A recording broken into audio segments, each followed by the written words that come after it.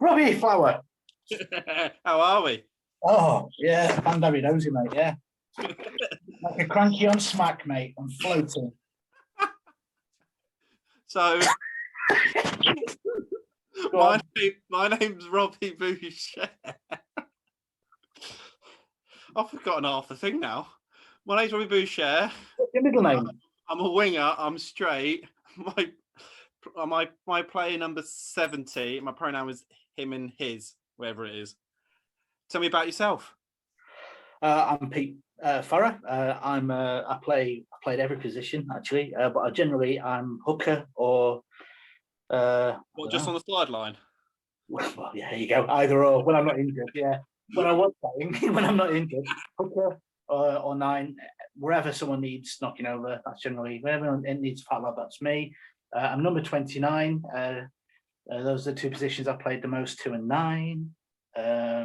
Yep, I'm a gay man, and my preferred pronouns are him, he, and oi. Oi, like it.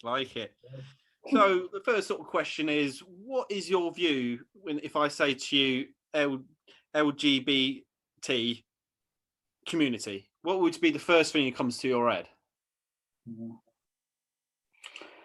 Community, yeah, it's that kind of amorphous group, kind of non-familial but close. It's kind of like how you put it. It's kind of like I can describe it. It's it's there. It's kind of quite comforting that it's there, even if it's not your thing, even if it's not. You spend much time in there. It's kind of to know that you're recognised, to know that you have some form of identity. Whether and that's important. Identity is important for everyone. That's why every club has a shirt, a colour, a badge. It's about identity, isn't it? And it's a little bit like that, and it's nice. And also, whenever you try or think about any kind of lobbying for rights and things, because as we all know, rights aren't given; they had to be earned. And our forebears, ancestors, whatever you want to call them, all over the world, and the fight still goes on, obviously. But the fantastic changes have been made, and we've made great strides in so many ways. We need to keep fighting, and a good thing about having an identity in that way as well is the fact is that when you come across, when you come into contact with as someone who's probably who doesn't identify as part of that community, kind of nice to have a little, for the sake of social diplomacy. What is it? Because you get it's educating. Yeah, like yourself, mate. You know what I mean? It's like kind of, it's like sometimes it's in the politest way. What do I say? How do I address? Which is why we began this conversation. I'm a gay man, cisgender, all these things. And it's just nice to know where you stand, because you don't accidentally say the wrong thing, because you don't want to. You don't want to put your foot in it, do you? Well, yeah. I mean, some people are more sensitive than others for various reasons, and it's I know what you mean. It's kind of like it can feel tricky, but the fact that LBQT plus changes is also a sign of its evolution. Yeah, well, I think it's expanding. More people are opening up and going, right, if they can do it, I can do it, sort of thing. And they're joining that community to make it bigger and bigger, and the voice to be bigger. Exactly, like giving it a bit more weight. Yeah. It's just like going in rugby parlance. It's like a good maul, isn't it? The more the merrier. If you got a proper, you get the whole team in it. Not the way we do it, obviously, but you know what I mean. But the more you get in there, the more likely to advance forward, and that's not just people within the community. That's what used to be called, again, I don't know, but yeah, like yourself, straight allies. People from all over, and it's kind of it's humanity at the end of the day, isn't it? But it's kind of like when you go around. For me, it's like the LBQT plus community. It's kind of like when you go around to someone's house. You know what I mean? There's a slightly different set of rules to your house. You're still welcome, but there's a slightly different set of rules. And if you go to someone else's house, it's the same thing. But it doesn't mean you're not welcome. It just means just, be aware that you're somewhere else. That's all right. Well, obviously this isn't one of the questions, but it'd be interesting to break some of that barrier. Obviously, if someone who came down to the club, how is what would be the code of conduct? Is it just go out and ask you, where's the barrier? Yeah, well, as you know, Robbie, I'm not a massive advocate of what's the word? Pushing the limit. I think you're like, I know what you like to do. I love take it to the limit one more time. But I think for me, humour is a natural way in, and kind of the cruder the better. Crude you about, yeah. Crude transcends, you know what I mean? Because you get three types. You get the ones who wait a few seconds and laugh, the ones who laugh, and the ones who scowl at you. But at least you know where you stand. Especially with your sense of humour. For me, honestly, it's like a bit of because I'm bipolar, so sometimes I'm quite I am mood orientated, and there's all this energy flowing around, and when I'm at a certain time, the idea will come, and it's already out there, painted, pictured, postcard, and the whole thing. And by the time I've thought about it, it's like, oh shit. So then you've got to you got to try and sometimes almost throw the friendly stuff after it as well, because you're kind of thinking, oh bloody hell, if I don't. But sometimes you can be so over the top that people think, yeah, taking the piss. Whereas if you do it in a quite a dry, it's a humour way. Humour, flat face. It's sort of like, oh, that person means that.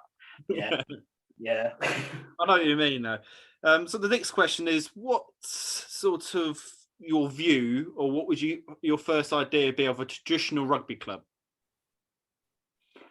Traditional rugby club. Well, it's back to community again, isn't it? Really, all encompassing, all welcoming.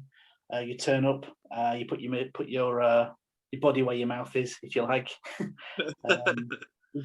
I've only been fortunate enough to be around two rugby clubs. That's been this one, and back in Doncaster used to be called Dane and Phoenix, and way back when, and it was kind of self-policing, as you know.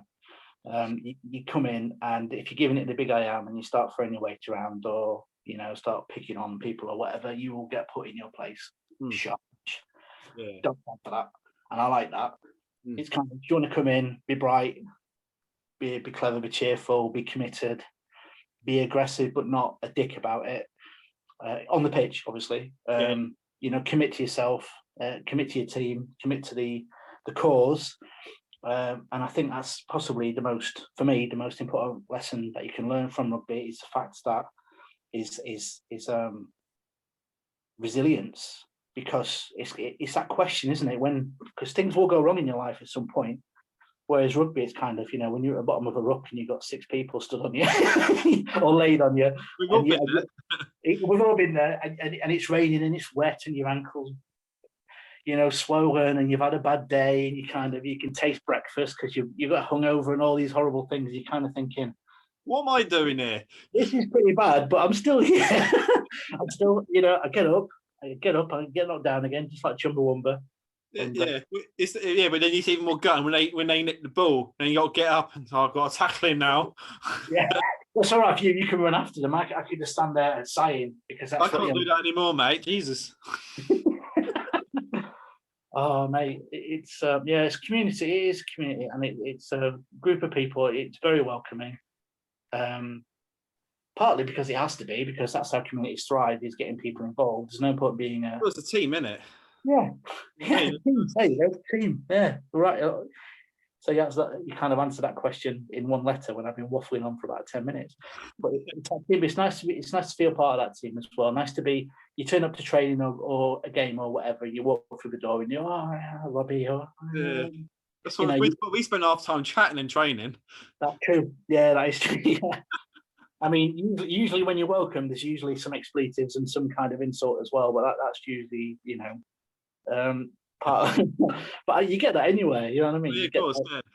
It's not just us. That's any rugby club. Yeah, yeah. And if you walk in a silence, it's kind of you've either done something very wrong, or Or something's going to go wrong. something's going to go wrong. But yeah, it's very welcoming. I find it's also, I think it's slightly, because it has that well earned reputation for being difficult, rugby being difficult and hard. At some point, even on a friendly games, you're gonna get hit. You're gonna fall over. Someone's gonna stand on you accidentally or deliberately or whatever. But it's so you almost have to make up for that. So you kind of look after each other more, because you're more not at risk, but you're more at you're putting yourself a little bit in harm's way for each other. Yeah, it's like a brotherhood, isn't it? Yeah, exactly. Yeah. Any kind of problem on that pitch, even if you don't like the person, you push the opponent away, or or if you really don't like him, oh whoops, I didn't push him hard enough. yeah, accidentally jump on top as well. Yeah. Oops. I thought you had the ball. So what's that over there? Yeah. So the next question is, what did you think of a gay inclusive rugby club? What do you think it would be like when you first turned up? Well, I'm quite lucky, really, because I was a player manager for a gay football team. Yeah, I was quite early on. Yeah, I've been injured a lot, but it's sort of a while ago. But I was player manager of a gay football team, and so we kind of had I did that for about 12 years. Okay.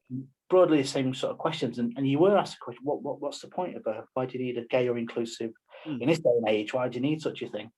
And it's a very good question, and in many facts, because there's many gay people who play football or rugby anyway. Probably more likely to be out than when I first started Sunday League, it was in 1990. So that's how old I am. I was 14. I was born in 1994. Black and white, mate. Oh yeah, cheers, Robbie. But what was I saying? It's kind of it's still, the battle's not won yet, and it's like it's probably from a crap film or something. But the price of freedom is eternal vigilance. Yeah. Just because we've got so far forward, rugby parlance, just like a scrum, just because you're moving forwards doesn't mean you've won it. You've got to keep moving forwards. You've got to keep driving and driving and driving and pushing and pushing. You're not in training now, mate.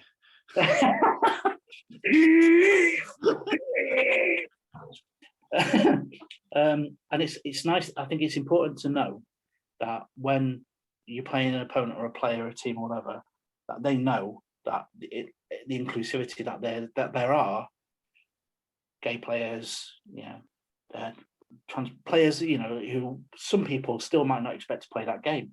And I think at the club, it's nice to play as that, because you're wearing that shirt, and even now in a friendly way, kind of sometimes it's a bit of a curiosity in a nice way. That's a gay team. We sort of didn't expect you to be so big or so loud or hairy or so, and you still get that sort of surprise thing. So, I didn't expect it to be that. And it's kind of, mate, you probably play with a gay player. You might not know it. You probably do.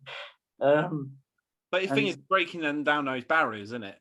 It is. Educating those people that, what if you said, picture a gay person, and then you're playing against a gay team, and you go, oh wait, these are all normal looking people apart from you. Well, obviously, yeah. but it's important that the whole team's there as well, that, and it's there in the badge, if you like, inclusivity. Because I would say rugby, out of most team sports, is more, what's the word, open.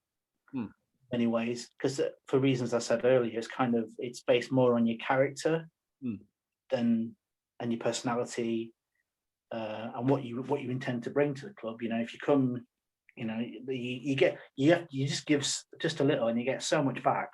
Oh yeah, you give your body, they give you life. Yeah, not in that way. Yeah, you get a twiglet and a pat on the back at the end of it. It's kind of. But the inclusivity thing is that thing. It's like we mentioned the thing about community LBQT++. Yeah. but but it is as important, the inclusivity thing of straight friends and Well, look, well, so us two, I'm straight. Obviously, you've met my girlfriend, and yeah. and we think we've known each other for 4 or 5 years now. Yes, we've been on a few tours. I've a vague recollection of. I'm surprised you can remember them. Yeah, I kind of woke up on a street in well, I don't even know where I were. Was it Madrid? I think it was Madrid. No, was it? Yeah, I can't remember. But anyway, How good it was.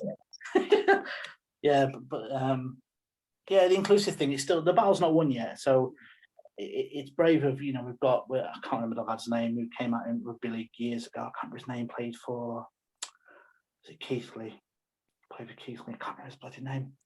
And obviously you got the great Gareth Thomas as well, and Nigel Owens and stuff. But it's still, even in this day and age, a player, generally speaking, would rather not come out because of the backlash with it. Unfortunately, you still get grief, and that's stupid. But the whole inclusive rugby team thing is kind of like to say, rugby is that anyway, I think. But the inclusivity thing is almost like a tag on the end. It's kind of like saying, yeah, we are. It's kind of gives it that sort of unique thing, because it's almost like think of a development side in most rugby teams. It's those players who are up and come in, or the ones who are old and knackered like me, or or come back for an injury, or have never played before, and go into development. You think of our team, we're almost like a community development team. You know what I mean? From broad communities to come in, and we're going on the big outreach thing this year as well, aren't we? We're going to do the big rugby tour, the rugby road show, whatever it's going to be. So we're going to go around. Well, it's like we've asked the question. It's like, well, where are our friends from the Sikh community and trans community, and all over? You don't see in a rugby field, so there's a reason for that, because it's a great game. It's a wonderful thing to be involved with. So we have that. What's the word? Success so far of kind of lumping people together in a lumping people together. That's a good word. Yeah. in the amorphous, crazy world of rugby, and kind of putting everyone together. It's kind of, because sport's one of those mixing pots, isn't it? It's like school, because communities mix in schools, universities, work, sport, and that's pretty much it, really. From a big point of view. So these things, we need to keep doing this, because inclusivity. Yeah, I mean, what a great word. All welcome, all abilities. And rugby, all shapes and sizes anyway. A fat lad like me, there's a place for me. Skinny, former skinny lad like you, there's a place for you. There's a place for you. I'm trying to catch up with you. I'm taking your position.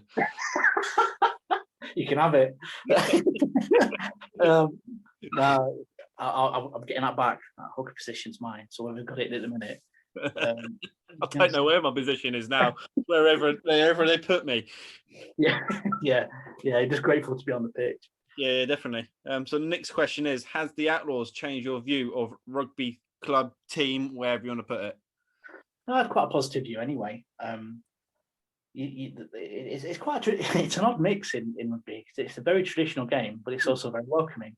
Yeah, of course. So, and it's got a bit of a reputation, especially in my neck of the woods, from Doncaster, from Yorkshire. Like being into the posh game, if you like. Although Doncaster's not a posh town, but it's a rugby union town, so it's a bit of a weird one, that one. Yeah. We just whatever Leeds does, we do the opposite, basically. That's what was it? So it was it changed my opinion of rugby. I don't think it has, because obviously you've got a previous experience of it, and it's just carried on. Yeah, it's you come in, and you play a game. So let's just say you play in the team for the first time, and we play in a local league, and you play hard, and then you get that afterwards, and you get that little chat, and it's just nice to have that chat, and it's nice to get the questions as well, because sometimes people, I think, are afraid to ask questions. Oh, you're a gay lad, or you are blah blah blah. I didn't, you tell me that. Well, I know you don't get offended. I can ask him. Just ask that question. It's like, I don't know. When you were when you were leg dropping me in the scrum, I didn't realise you were gay. It's like, well, now it doesn't matter. It doesn't matter. I'm really hurt still. It's the first time. What was it? It's the first time I've laid. What did some guy say? Actually, in the games, that's the first time I've laid on top of a gay lad. I said, as far as that's what as far as you know, yeah. it's massive. That guy had massive hands. Honestly, he put his hand like next to my head. It was like Andre the Giant. His hands were massive. So I don't think I knocked him. I don't remember knocking him over. I think I just tripped him up. Which you're not supposed to do. That's illegal. You're not supposed to do that. It's illegal. But I did. So the next question is, obviously we have touched on it. Have you ever had any previous playing experience? Obviously, you're saying up in Doncaster, you've played. Yeah, I played. I've been very lucky. At rugby, I played for the Outlaws, obviously, only a couple of seasons with Dame Phoenix. Yorkshire Terriers, the gay team. But I played Sunday League, Saturday League. I got up to North Eastern Counties. I played half a season for Gould Town. They'd gone bankrupt at this time, so they were just hoovering up all the Saturday League, Sunday League cloggers. And I got a shirt thrown on me for half a season, and it was like, no, thanks but no thanks. But it's a nice story. But definitely. So the next question is, thinking back, how do you feel about your first training session you had with the club? A long time ago for you. It was a long time ago, 8-9 years, I think, something like that. Yeah, you kind of, it's like being back at school again. It's like a new school, isn't it? Or a new job. You've got that. It's that social anxiety sitting there. And would I like them? They like me? Yeah, it's a tricky pricks or not, or just some of them. I might get a bit of prick. It's kind of if everyone else is nice, you're the prick. That's right. Yeah, it's a weird thing, isn't it? Because if you go out and socialise, for the most part, you might not see those people again, so you kind of relax. Whereas if it's kind of like meeting the in-laws or, as I say, work or the Outlaws, Div Outlaws, you're kind of thinking, because if this goes well, which is what I'm hoping, I'm going to be with these people for a long time. So you kind of, for me, was like more worried about them making that first impression, because I was hoping that it'd be a bigger thing. I remember my first impression was you ripping me one. Oh, physically or verbally, I can't remember. Was it? No, you didn't have to give me those drugs though. Oh well, yeah, true. Pick me ups. That's what they're called. Yeah. I paid epic though. Just get a straw. All you need is a straw and a hamster, a coke-loaded hamster and a big straw. You're fine. Obviously, this is a similar question. Thinking back, how did you feel about your first training session? Were you anxious, nervous? To be fair, the good thing about bipolar is that you kind of sometimes you're locked in. So I was a little bit wired when I went for the first one. So I was bulletproof. But when you in my more reflective times, you kind of think, bloody hell, I've gone to a rugby club. I didn't know anyone. I was still new to the town then anyway. So most of my friends were through my boyfriend, which is grand, but you kind of want your own life as well. You know what I mean? You want your own friends and your own stories and that kind of thing. And a little bit anxious. And I can't imagine anyone not being. But it's kind of, you stand there and knowing quite a few rugby guys, as I do, especially our boys and girls, they'll just bring you in. You won't be left on the side, because definitely, you would definitely get some game time if you wanted it. Yeah, or in training if you're not sure, it's not a problem. Honestly, it's not a problem. No one's expecting you to turn up. Dan Carter. I'm showing my age now, but you know what I mean. It's like no one's expecting to show up rugby ready and knowing everything about everything. It's not that. It's an educational thing more than anything. It is, and for mental health, by God, it's such a thing. You go there, in all weathers. In fact, I think the worse the weather, the better it is. But that's just me being northern. Yeah, you love a good muddy pitch, tipping down with rain. Yeah, bring it on. But for the mental health thing, it's a real palate cleanser. Oh yeah, definitely. Because you take your work home with you. So if you've had a crap day at work, you take it home with you. And your poor other half has got to cope with that crap. And then, you might phone your family up or your friends and have a bit of a moan or whatever. They're having a bit of a moan back, and that's good. That's what it's for. It's about sharing and sharing. But when you go to rugby, 5 minutes in, once you're in a friendly way, someone takes the mickey out of someone in a nice way, it kind of suddenly you transcended you to a different place. And it's a different world almost. Yeah, for a couple of hours a week at training or a game, but particularly at training if you're coming for the first time. It just takes you away, and you can listen to, and it might be people you've not really been around before, because we've had a few people who've not really played, big sport players, and it's kind of enjoyed being around it, because it's just nice to belong, isn't it? I mean, everyone should have that chance that to belong, and every team should make that their number one priority. People come down and make them feel welcome, make them feel part of it, part of the fun, never the butt of the fun. I've got thick skin, which is why I'm so heavy, but it's like, but I don't mind being the butt of the jokes, but obviously we're all socially intelligent, and that's part of the inclusivity thing again. Yeah. Well, all right, some of us are. All right, chappers. But someone, I mean, we've had lads and lasses who've gone through bloody horrible things, and some of the folks, you kind of tailor your behaviour around them without trying to do it too much to make them feel uncomfortable. Yeah, of course. And I think there's a fair amount of, maybe intelligence isn't the right word, but it's empathy. There's a powerful empathy. Yeah. Well, we do hold. I mean, in rugby, there's always that gentleman side of thing of, after you can go to war for 80 minutes and you'll go and have a beer after. Yeah, amen to that. So the next thing I would be interesting to know is, how did you feel after your first training session? Did you feel? I think you probably feel exactly the same. Feel probably on top of the world, knowing you. A little bit, yeah. I was kind of locked in anyway, as you say, kind of a bit like that. But it's that thing where for me, it came a bit later, obviously, because the way my brain is. But it's like a recognition that you planned to do something and it wasn't going to be easy, and you did it. And that little bit of a thrill, it's like that was difficult. That took some doing. I've been on about doing this for a month. I've done it. I turned up. It wasn't that bad. Quite enjoyed myself. I made myself look a bit of a dick when I dropped the ball, or fell over or whatever. But that happens anyway. We'll let a laugh. Yeah, yeah. Or I tripped over someone and fell on my face or something. The best one, you're surprised you're going feet. Well, yeah. Well, that's it. People are laughing, and you get picked up. And you dust it down and go, "Oh, there you go. Yeah, it was funny, but yeah, crack on." There's it's interesting, because this next question is basically how. I think this is the most important, and I try to say it in my interview. What would be your advice for people thinking of coming down or watching this to come down and give it a go?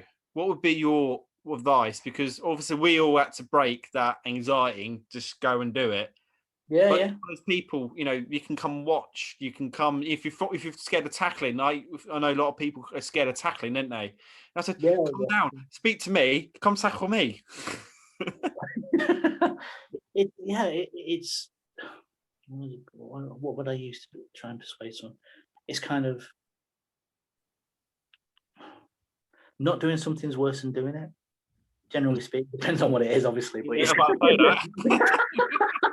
yeah, that's a joke for training, not for this one.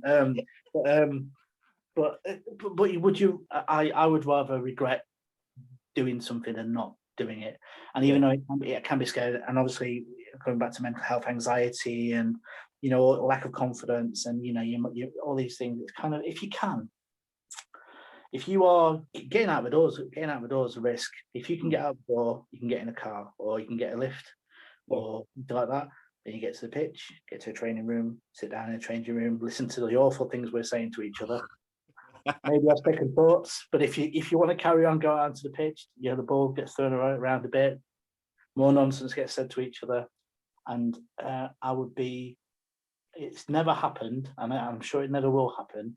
You won't go away regretting it, because nothing's expected of you. It's just be there. Yeah, Just be there, and you don't have to be there completely. You don't have to be the funniest person in the world. You don't have to be, the tallest, the roundest, the hairiest, whatever. Just be there, and we want you to be there. We want you to be part of. We want to share this thing. 100%. You're exactly, mate. You're saying it, I'm saying it. Everyone will say it. We want you to be there, and that'll stand hand on heart. Every rugby club in the land, inclusive from Sarries in the Championship to Two lotters now. to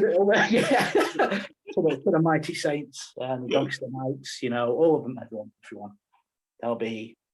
There's a welcome for you, and it might not, and there's always something there for you. And if you don't, maybe not sure about playing, come down and support. If you get involved, there's so many things, there's so many events going on. Everything, cider and sausage festival, fancy dress rugby. It's kind of stuff for extroverts and introverts as well. Don't worry if you don't think you're gonna, blow people away. Ricky Gervais style with all these one-liners or whatever. Just be there, and you'll find that not only are you part of it, you're kind of given space to grow as well, and you'll find something. I guarantee, because I have, and practically everyone I know, and hopefully you'll agree, Robbie. You'll tell me if you won't. I know you will. Is that you'll find something out about yourself, but you didn't know that you might not have known, and that is courage, and that is resilience, and at its very core, fundamental atom, that's rugby. 100%. Like you say, when it's absolutely tipping down in rain, it's just in training, not the games, but it's tipping down in rain. You're sitting there shivering. You got some big guy on top of you when you're practicing rucks, and you're sitting there, you're probably bumming your face or something, going, "Yeah, actually, I'm more resilient than I thought. Yeah, I've got more commitment than I thought." And you actually go, "Oh, I feel good now," and even just doing a bit of exercise and stuff like that, and then probably ripping the Mickey out of you or me. I hope so. Oh, come on, if you can't take the Mickey out of me or you, bloody hell. But it's that small win as well. It's like for some people, that big win, that warm feeling will come from beating 5 people or scoring a try. For some, it's just leaving the house. For some, it's kind of like coming down and maybe when everyone's having a drink or whatever, you go somewhere, mate. I'm not feeling it today. I'm a bit down. And that guarantee that fella or girl, obviously, take you aside and a bit of a chat. Yeah, no problem. If you want to pint out, like I said, I've done it. I had back in 2016. I was suicidal, depression, anxiety, and then I messaged one of the Outlaws, and he was straight on the phone. "What's up, mate?" And we had a chat. And I felt so much better after it, and then on the road to recovery. So hopefully now this year, now I'm boxing, and I'm running another marathon this year. No, but I've never. That is such a proud. I'm so proud of you, mate. Because those deep dark holes do seem insurmountable at times, and you kind of. It was with help, but you got out of that, man. You know what I mean? And it's kind of, it's brilliant. Well, actually, since then we started a podcast and the Pinnacle Mindset Chat Show. Who we had Simon Law and Nick on the first show. Oh, not Law! Good God! But it's the same thing, so from my experience in the army to the club, it's all still you can pick up the phone. It's that brotherhood, because then we're going to war for 80 minutes. Yeah, I don't right at the end, especially right at the end when you're just thinking, I've had enough now. I want to go home. You're battered, bruised, scarred. On that game where you've been beaten up, you actually, the scoreboard's like, you can't even count it. The ref doesn't like you. There's bits of your body you can't feel. Steam's pouring off you. Yeah. Oh God. And but even that feels better than depression, man. It does. 100%. Because you sit there, you're sitting in another beer after, and you're sitting going, I really enjoyed that. Yeah, and and the thing is as well, you're looking around, and it's kind of just for that short time, everyone's in a similar boat. Oh yeah, you say everyone's battered, everyone's covered in mud, everyone's over. You got mud on your eye, or you know, whatever, not just bloody bud, but black eye, your ears down there, you know, your ankles pointing the other way. You got that wooden knee, but it's like, yeah. And Always getting shouted at by the forwards. He just knocks it on again. Oh yeah, oh god, yeah, the eternal knock-ons. That's always fun. And when the showers at the end, when it's a hot shower and it's a cold day, oh god, it's amazing. But when it's cold, I smell up. I was thinking, oh, you've got to get in there fast, man. That's the thing. I think that's the biggest challenge in rugby is to get to showers before they run out of hot water. I've done it many times. I'll just leave it. I'll go in now. Jesus. I'm always the last thing. I've got like I don't know if it's like what do we call it, a habit of superstition. I don't like to be I cannot be the first. I've got to be the last one out if I can. I've got to be the last one. For the wrong reason. Yeah. It's just an excuse for being late, mate. That's all it is. But, that tells me a lot about your sex life. You've got to sleep sometime. That's wrong, isn't it? Can't say that. Sorry. It's like, cut that bit out. Oh God, how long is it? Me and Michael now. 15 years, man. 15 years. He's put up with me for 15 years. Jeez, I just felt like me and my girlfriend had come up 5 years. Bloody hell. God bless her. God bless her. God bless her. Where's that medal? Yeah. Yeah. Any medals we've won, I think we should hand them to our other half for putting up with it. Yeah, putting up with us too. Yeah. Just a question from you. It's like from your good lady. It's kind of like when she sees you come back from rugby a little bit battered, what did she say? Did she say, "Oh, you silly sod"? Or what? Do you get sympathy? Do you get a little? What do you get? It's not after the game because you're so pumped up. I'm all right. It's the morning after. Can't end. It's not. You wake up and go, "Oh, I feel all right," and then you try to get out of bed. Oh no. And then you do this when I text you or something. Going, did you get the registration? The car that hit me. Yeah. I remember. I think it was my first game, second game, first game for the Outlaws. I was a 9. I was a scrum half, and I did have a bit of chunk now. So I saw immediate training. Fine, he'll do it forwards, and I don't mind hitting people. So that's all right. Or tackling people, not hitting people. Yeah, I know what you mean. Yeah, that'd be illegal. We played this game and we got absolutely dicked on by Manchester, who apparently we dicked the previous month. So we're out for revenge. First time ever played tight head prop against a team that was on it. And I tell you what, I couldn't turn my head for a week and I couldn't wipe my arse for 2 days. I couldn't get around. So I was, the cart sloped off because it was like, yeah, I'm not falling for that, the whole rinse thing. But yeah, I wasn't going to do that. But yeah, it's you're trying to wipe your ass now. You just stay in the shower and you just let sort of erosion take its course. It's a power shower. It's nice. There you go. If you want to play, there's a top tip. Yeah, if you've never played forward and you get thrown on against a team of animals, yeah, and you've never played before, you won't be able to wipe your backside for 2 days. Just be aware. But but after a few games, it's weird. I honestly thought, God, I'm never going to play as a forward. I just can't hack it. And then you keep going, you keep turning up, and it's like, yeah, won the first game. That first game won with the Outlaws. Oh, bloody hell, it was amazing. Oh, yeah. I took her. We didn't. I think we lost one. We lost a couple of scrums, and one of them was because I slipped. And yeah, we were good, and I felt amazing. You know what I mean? You've kind of done something. You really push yourself, and it's hurt, and it's not gone great, but you kind of kept yourself going. Your teammates have kept you going. Your other halves kept you going, even though you've ruined the shower. And it kind of, it's yeah, such a buzz.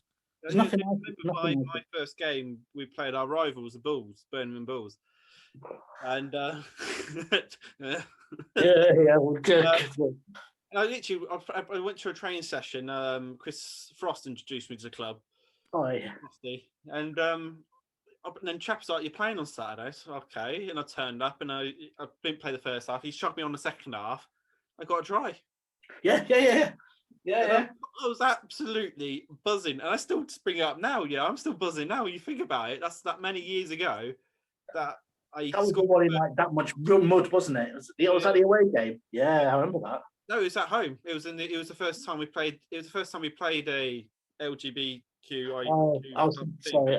It's the second game. Yeah, sorry, that's right. Yeah. Oh, mate. I mean, that's going to be good, isn't it? You're thrown on in a derby game. Yeah, basically, and then you don't score a try. Yeah. You've got some legs on you. I don't know if you still got them, but you've got a few gears on you. So Oh, they're coming back. Don't get me wrong. Are they? I've lost 2 stone now. That's careless, mate. That's careless. You'll never make a loose head prop losing weight.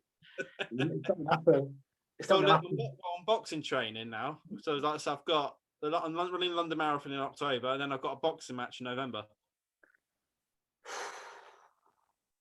Plus, I'm training to be a personal trainer and a boxing coach. That's hardcore, mate. Yeah. Well, I wonder if you're going to get, the inclusivity for boxing. It's like boxer training, isn't it? It's like fitness and discipline and strength and balance and poise and technique, and you're learning because it's not about necessarily hitting hard, which obviously helps, but it's about hitting right. You get the right point in the right time. That person's going to feel it. Same rugby.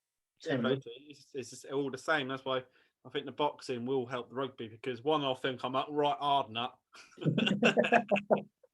Yeah, you don't want to come with a pair swinging because someone will pull them off, mate. So you gotta. No. So I'll pass you on to the last question. In 3 words, how would you sum up the Outlaws? Oh God. I found this difficult. Welcoming, wonderful, weird.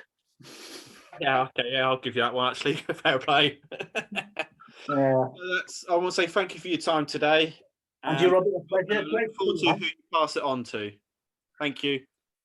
Take care, Rob. See you soon, man. My love, yeah. See you. Take care.